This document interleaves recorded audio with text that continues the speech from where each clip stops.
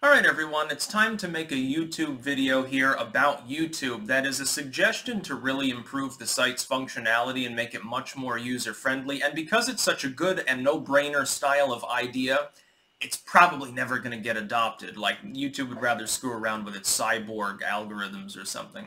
Here's my suggestion. Any video that has been on the website for more than a year and has been viewed by some arbitrary number of people. That is, that enough people have viewed it so that the understanding is it wasn't flagged, nobody had a problem with it.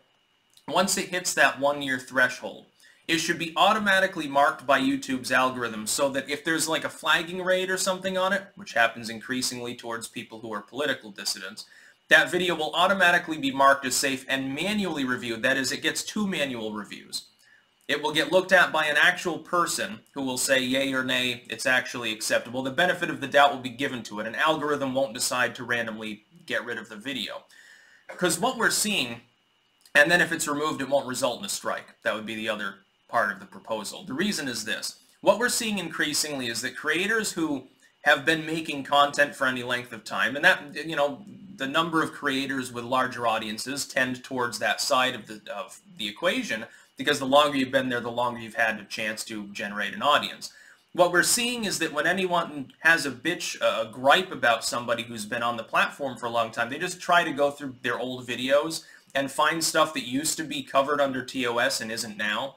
There's a reason why I purged literally about 2,000 videos from my channel shortly after the election.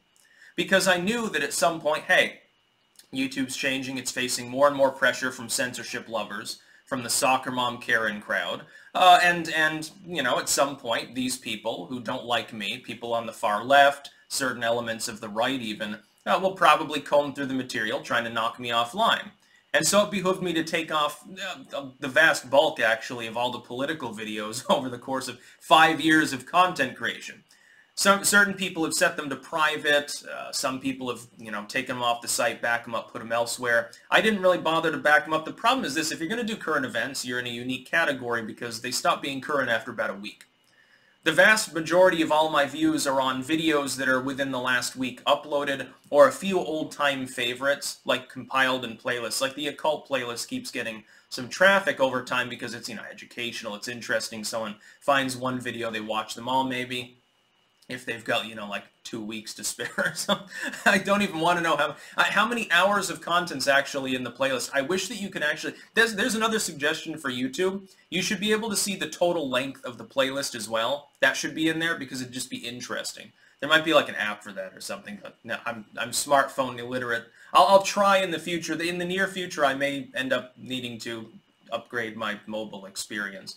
I'm really upset about the possibility of having to record on the go. Although there are smartphones now that get really, really great video quality. In fact, some of them better than the video quality I'm working with right now. And I'm using a Brio, which is a pretty good webcam.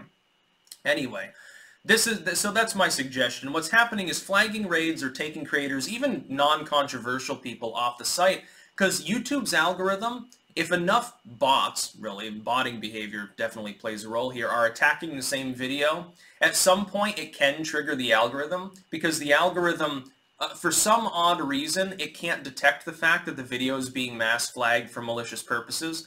That's another possible suggestion. Lock down anything that's being attacked in that manner. By the way, ban all the accounts that are engaging in the behavior. Just assume that they're bots, or that they're part of an organized bad faith attempt to knock things offline. Oh, you could get rid of a lot of the censorious dross off of the website if you did that. And I bet anything you would find that a lot of the blue checkmark crowd, that they're linked to a lot of those accounts, either their own person or running botnets. I bet you'd find that. Any video that's a year old should be assumed safe if it's being watched. Now, of course, this isn't the case if a video has 0 views. Nobody's been able to look at the video. Nobody's been able to review whether the stuff in there conforms to TOS. But if it's had views, 1,000 views, 100 views, whatever arbitrary total, if nobody flagged it then, and 5 years later, all of a sudden 500 people watch it and 499 of them are flagging the video, shouldn't YouTube assume there's something fishy going on? It's probably not because the video is bad. It's probably because the video uploader is considered a dissident by some group with an axe to grind against them. This goes well beyond the political realm. This happens, I'm sure that people do this to their competitors in every other field. I'm sure that there are like Insta models who engage in this sort of behavior towards other Insta models, and people on TikTok probably use whatever flagging methodology is there for the same purpose. It's cutthroat because content creation generates cash now. See, 10 years ago, it wasn't a problem. Content creation didn't really generate revenue. For the most part, nobody had an audience big enough to potentially do that, except for a few people. I mean, there might have been 1,000 YouTubers at the time 10 years ago who would have had an audience big enough to make a living off of. Now there's like potentially many hundreds of thousands of them that can make considerable sums. You have business deals, you have Patreon and Subscribestar and stuff, and New Project 2, various income streams, merchandise. People have their own product lines, brands, and they do shout-outs and all of these different things. As it has become more financially lucrative, it's become more competitive. And really, we compete for people's time usage. So in some cases, people will attack others because they've got a competing religious ideology, a competing political ideology. They compete for a certain niche within content creation. So they try to hammer their enemies out of the way. That's very underhanded. And the worst part is that YouTube has a totally opaque system with regards to this. So if a person is being maliciously attacked, technically defamed, if they're losing their income source because another person has botneted their videos and gotten them kicked off, knowing full well that the flagging was illegitimate, isn't that technically a de facto defamation? And by the way, the litmus test for defamation in courts tends to be that you can prove that some sort of material harm was done to you. It caused your property to be vandalized. It caused you to lose your job or something. Wouldn't that be a direct acceptance of that litmus test? To the fact that you've been kicked off of a website that provides, your daily bread, so to speak? That's why YouTube is not willing to divulge that material unless subpoenaed. There's a reason for that.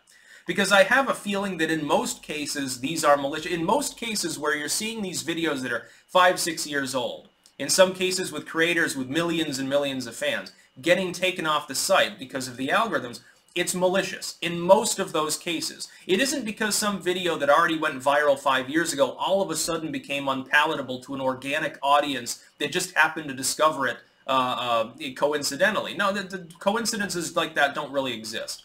It's a malicious attack, and YouTube should crack down on malicious flagging. They need to do a little release, especially during this time when they're on a skeleton crew staff for no reason. They need to make it clear that people that engage in malicious flagging behavior, that are flagging things repeatedly, that are restored, that are obviously not technically something that should be flagged, they're participating in a raid, and YouTube definitely knows it because they've got a million algorithms on site, they'll be banned, or they'll be otherwise penalized. They'll be prevented from upload. They'll lose their ability to flag indefinitely. Why is it that people that show abusive, censorious, shitty behavior and obviously hate the very concept of content creation that YouTube explicitly involves, why is it that these people at some point after this behavior don't lose their ability to flag?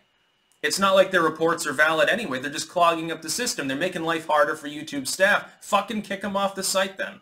That would be if I had my druthers. If I was running YouTube, I would definitely impose all of these things. Which is exactly why I doubt that they'll be imposed. Even if YouTube were to see this video, respond to it directly, like Susan's like, oh yeah, we'll take it under advisement, I highly doubt they'd impose it because it's too common sense. It makes too much sense, and it would shield content creators, as opposed to the corporate side of YouTube that increasingly is 80% of the time is what you see in your recommended videos. It's really a sad reflection of the site. There's a reason I use BitChute. There's a reason that I now preferentially am branching out into alt tech, because I get tired of this bullshit. That's about all. Peace out.